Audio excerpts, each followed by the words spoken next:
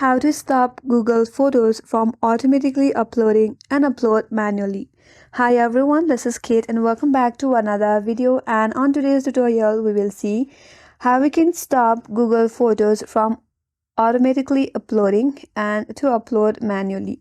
So let's get started. First of all, you have to open up Google Photos in your device and make sure that you're logged in with your account. Now, to stop Google Photos from automatically uploading, what you have to do is tap on your profile icon from the top right corner. Once you're here, tap on Photos setting. So after you get into the setting page, there at the top is an backup option. Tap on backup.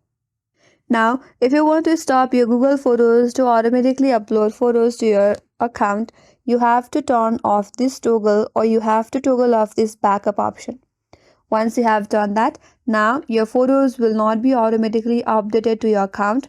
Rather, you have to upload it manually. So to upload it manually, you have to open up your gallery and you have to choose a photo from there, then upload it to your Google Photos. So that's the way to stop Google Photos from automatically uploading and upload manually.